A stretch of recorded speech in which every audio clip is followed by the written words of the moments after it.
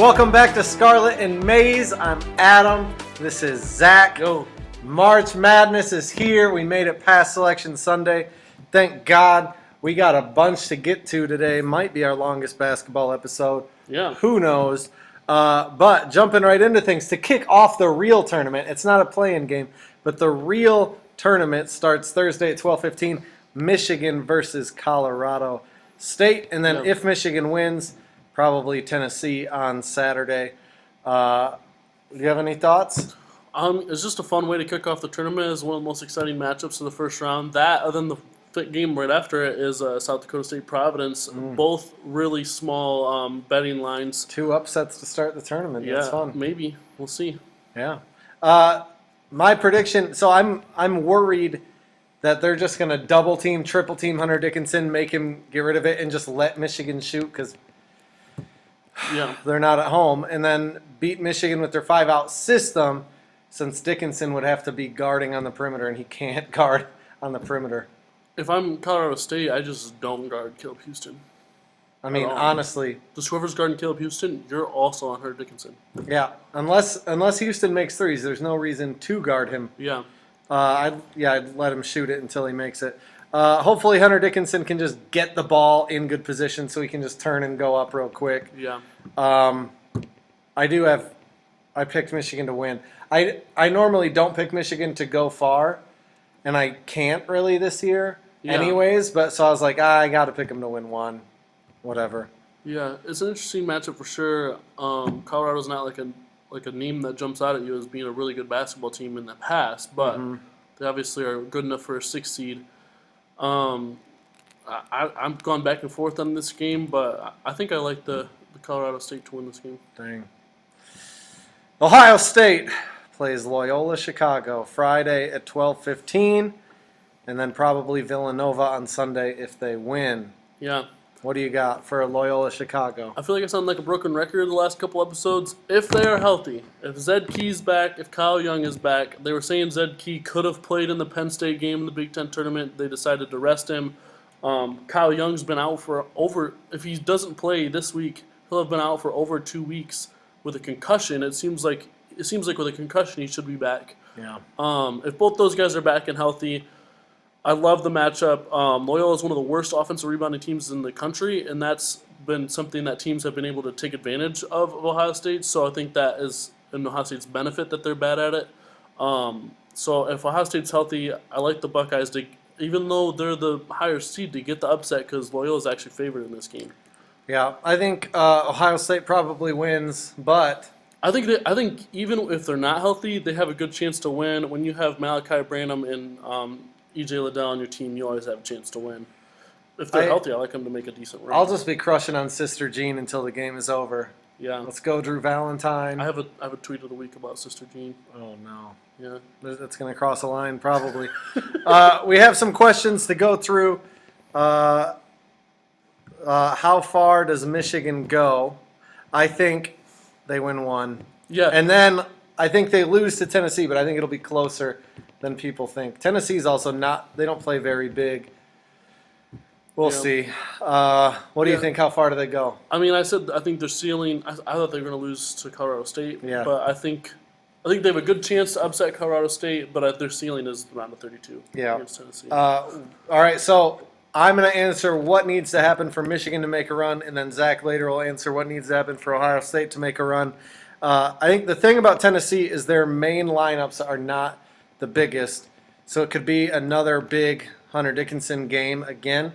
I think the biggest obstacle for Michigan isn't even Tennessee, but themselves. They need to break out of the inconsistency or the consistency, I guess. Win-loss, win-loss, win-loss, win-loss. It's been forever since that's been going on, and they need to string together back-to-back good games.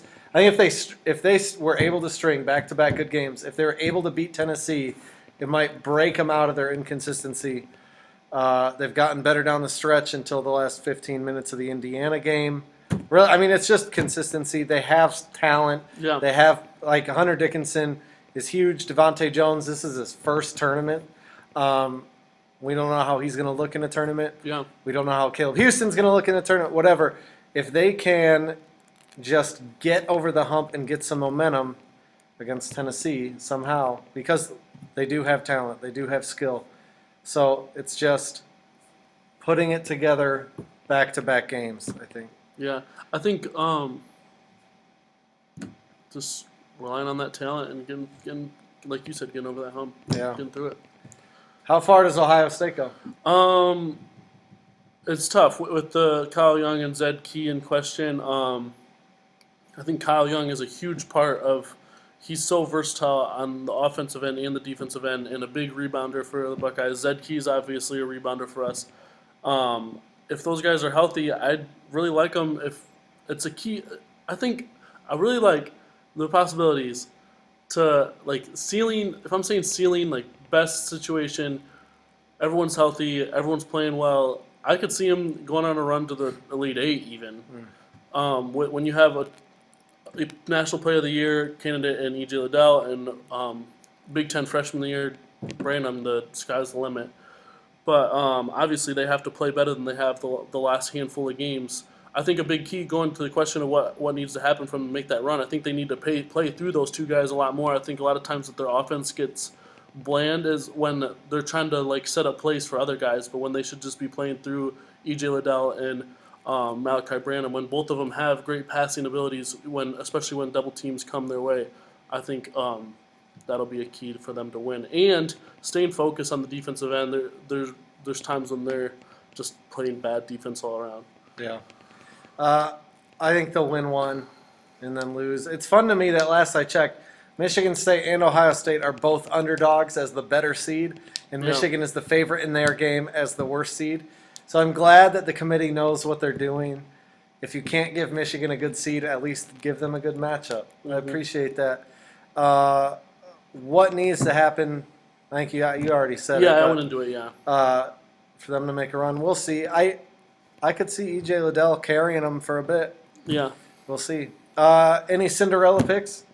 I have a few, actually. I think Vermont is really fun. They're really hot right now. They dominated their conference tournament, winning every game by a lot of points. They're rolling right now.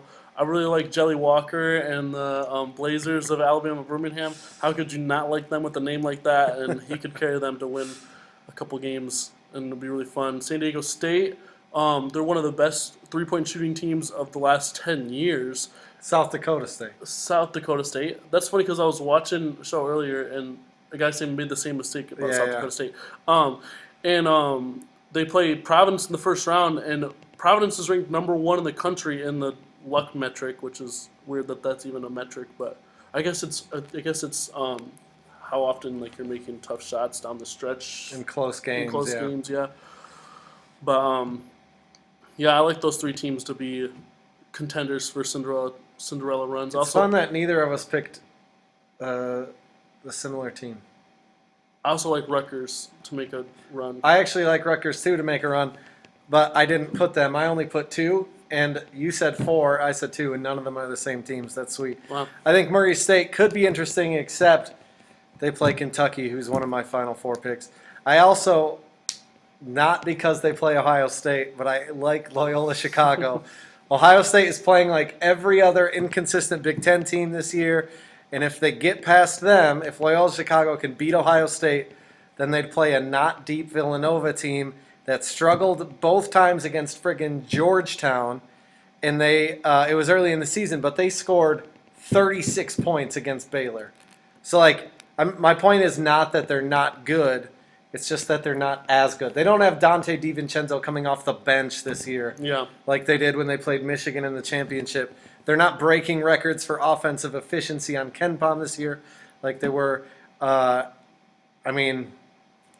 Chicago, let's ramble, guys. That would be fun. I mean, if Murray State can be a Cinderella team as a 7 seed, Ohio State can be a Cinderella team as a 7 seed, and they can beat Villanova too. There we go. Well, both Loyola and Ohio State will beat Villanova. Yeah. First time ever. Yeah. Which Big Ten team is most likely to be upset in the first round? I don't know. So it's upset kind of rules out Michigan, even though they're favorite. Right. Rules out Rutgers, Indiana. Honestly think I feel like it rules out Michigan State and Ohio State, because that 7-10 matchup isn't necessarily an upset. 10 seeds win so often, and both of them are underdogs. So eliminating all of those teams, I think the hottest team in the Big Ten right now, Iowa, I think they're overrated. I get it. They won the conference tournament, but they had one of the easiest paths. They had to beat Indiana to get there to the championship game, and it was a lucky shot to win the game. Obviously, they beat Purdue. That's impressive, but that honestly might be their only really impressive win all season. It's arguably their only impressive win all season. They went 0-2 against Illinois. They lost to Purdue in the regular season. I mean, their best win other than that might be Ohio State, and Ohio State's a 7 seed here. I think, and I really like Richmond. Richmond's hot coming in. They just won their tournament as an underdog too, and I think Iowa is on the watch for being upset in the first round. That's fun.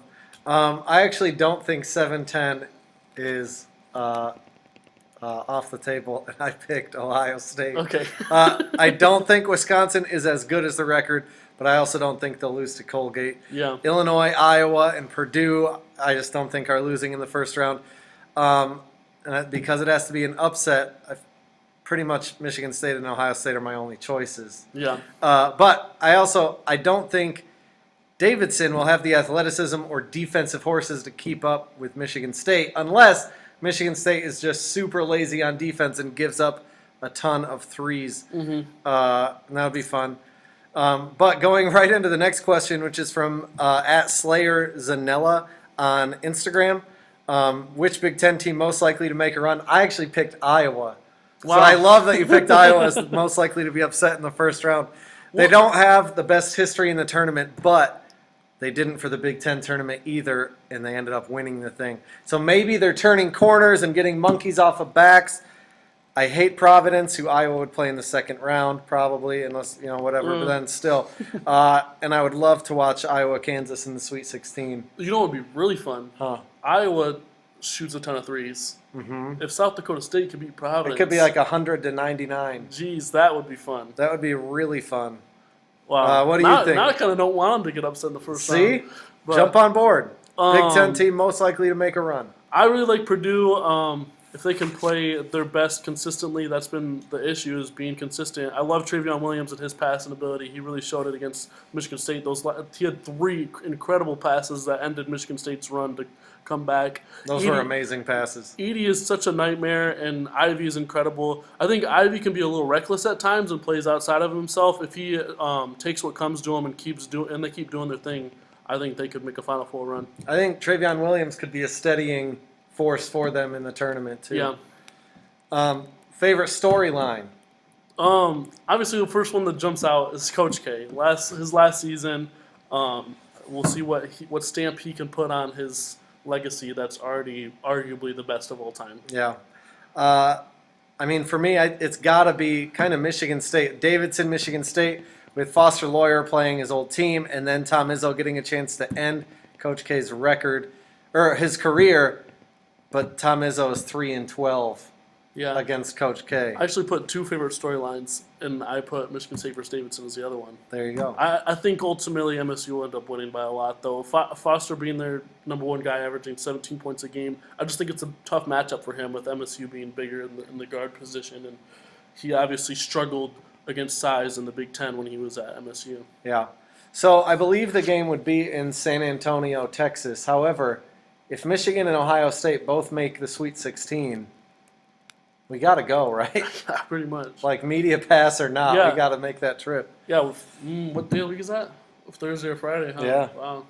We'll figure it out. Yeah. I don't think we'll have to worry about it. Who do you have in the Final Four, Zach? I like Coach K to really make a run in his final season. I got Duke, I got Kentucky, I got Kansas, and I got Illinois in my Final Four. We have one similar team.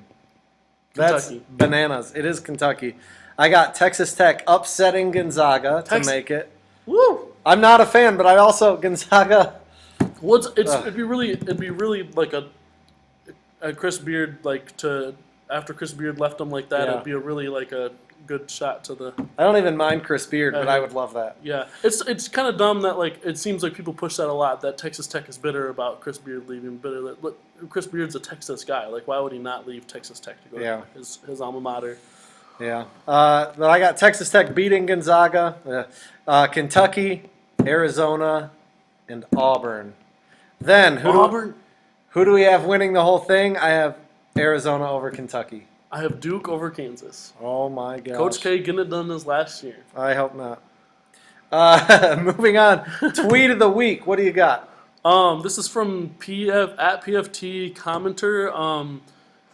His tweet, it was from a week ago. It was before Ohio State was even matched up with Loyola Chicago. I just think it's hilarious. It says, your yearly reminder that Sister Jean is likely a witch. It's from when Loyola had just won their conference tournament, and that's how he feels about Sister Jean. And I'm jumping on that bandwagon because if Loyola was playing anybody else, I'd root for them, but they're playing my Buckeyes. So I feel like Sister Jean's a witch. Every year I go, oh wow, she's still alive. Yeah, she's 102. Crazy. Wow. It's not healthy. Mine's from Aunt Wright. Going from trolling Michigan about Foster Lawyer, maybe keeping Michigan out of the tourney, to now being underdogs against Foster Lawyer. Life comes at you fast. Foster Lawyer was down 1, missed a 3. Yeah. And they lost the game, and there was a lot of chatter about how that Foster Lawyer missed 3 might keep Michigan out. Ends up Michigan wasn't even really on the bubble; they were just in. Yeah. And then I will be watching that game, Michigan State Davidson. It's a late one. It'll be fun either way. Either Foster Lawyer loses or Michigan State loses. Be a good day. With that, we do have a bracket pool. Link will be in the description and in our Instagram bio, but the winner will get a free sweatshirt, either a crew neck or a hoodie with Scarlet and Maize. If you want to see them, you can watch one of our recent episodes, or we have pictures of it on our Instagram. Yeah. Or you could just show it in the.